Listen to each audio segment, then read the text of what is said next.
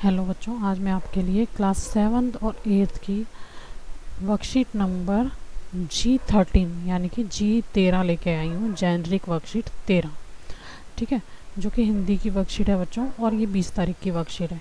ठीक है, इसमें आपको क्या बताया गया है? इसमें बताया गया है सभी जीवधारियों को भोजन की आवश्यकता होती है। ठीक है ना बच्चों, जो इंसान या जो प्राणी सांस लेते हैं, जो जीवधारी सांस लेते हैं, चलते हैं, ठीक है, उनको तो खाने की ज़रूरत होती है। ठीक है, अधिकांश भोज्य पदार्थों जैसे कृषि, बागवानी एवं पशुपालन से प्राप्त होते हैं, जो कि हमें कहाँ से प्राप्त होता है? खेती से प्राप्त होता है, बागों से, बागवानी से और पशुओं से। ठीक है ना, पशुओं से कैसे प्राप्त होता है? दूध, घी, अंडा, मांस। ठीक है, तो ये पशुओं से प्राप्त होता है। तो भोजन की आवश्यकता पूरी करने के लिए अन्न तथा अन्य कृषि उत्पादों की आवश्यकता होती है। ठीक है बच्चों, अब खाना खाने के लिए भोजन तो चाहिए ही होगा। ठीक है, उसके लिए हमें अन्न चाहिए होगा। आटा, गेहूँ, चावल, चीनी, सब कुछ जो है ये अन्न में आता है। जौ, बाजरा, चना, मकई, ठीक है, तो ये सब गेहूँ, चावल, ये सब अनाज में आता है आपके। ये पदार्थ किसान खेती करके प्रदान करते हैं, और किसान खेत में खेती करते हैं, फिर हमें अनाज मिलता है। ठीक है, भारत की अधिकांश जनता की मुख्य आय का साधन कृषि है। आपको मालूम है, किसान खेती करते हैं तभी कुछ कमा पाते हैं।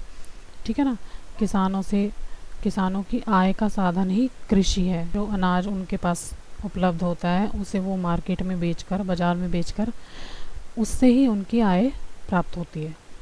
भारत में कृषि उत्पादन मानसून पर निर्भर करता है, सबसे ज़्यादा बारिश पर निर्भर करती है। अगर बारिश अच्छी होती है तो किसान की फसल अच्छी होती है, और कई बार बारिश जो है वो गलत नुकसान भी कर देती है। जैसे कि पकी हुई फसल पर बारिश का आ जाना, तो क्या होता है? फसल का नुकसान हो जाता है। ठीक है, तो इस वर्कशीट में यही सब कुछ दिया गया है, और हमें किसानों का सम्मान करना चाहिए, उनकी मदद करनी चाहिए, उनकी सहायता करनी चाहिए। ओके, अब सबसे पहला प्रश्न ही आपको ये दिया गया है कि एक पिक्चर बना रखी है आपके सामने। एक पिक्चर में मक्का है, दूसरे में बाजरा है, तीसरे में जौ है और चौथे में चना है, और ऊपर लिखा हुआ है निम्नलिखित चित्रों को देखकर संबंधित अनाज के नाम लिखो। तो मैंने आपको नाम लिख के दे दिए हैं बच्चों, आप ये वर्कशीट में कर सकते हो, क्योंकि आप पिक्चर ड्राइंग करनी पड़ेगी, नहीं तो आपको नोटबुक में आप करोगे तो। ओके, तो जैसे आपको ठीक लगे आप वैसे कर लेना। अगला क्वेश्चन है, हमें अनाज का आदर करना चाहिए, क्यों? क्यों करना चाहिए बच्चों? हमें उनका आदर करना चाहिए क्योंकि यह हमारे जीवन का आधार है, और बड़ी मेहनत से इसका उत्पादन किया जाता है। दिन रात ना धूप छाँव देखता किसान, ठीक है, ना गर्मी सर्दी देखता, और वो मेहनत से फसल को उगाता है, इसलिए इसका सम्मान करना चाहिए।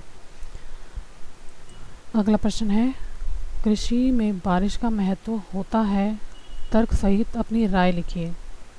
तो नंबर 1 है, भारत में आज भी सारी कृषि भूमि संचित नहीं है। पता है ना आपको, कहीं कहीं तो पानी उपलब्ध भी नहीं होता। ठीक है, तो फिर किसान क्या करते हैं? बारिश पे निर्भर रहते हैं। दूसरा है, 50% से अधिक कृषि भूमि आज भी बारिश पर निर्भर करती है। ठीक, जहाँ पानी नहीं पहुँच पाता तो किसान तो बारिश का ही इंतज़ार करेंगे ना।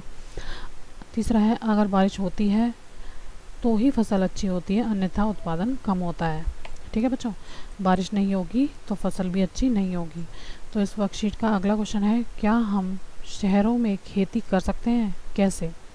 आंसर है, शहरों में भी खाली जगह पड़ी है, छत इत्यादि पर सब्जी या फूल आदि की कृषि कर सकते हैं। ठीक है, हम अपने गमलों में, छत पे थोड़ी बहुत जो जगह हो तो उसमें हम अपनी खेती कर सकते हैं। ओके, तो ये था बच्चों आज की वर्कशीट के 3 क्वेश्चन। अगर आपको मेरा वीडियो अच्छा लगे तो बच्चों प्लीज़ मेरे चैनल को लाइक करना, सब्सक्राइब करना। थैंक यू वेरी मच बच्चों।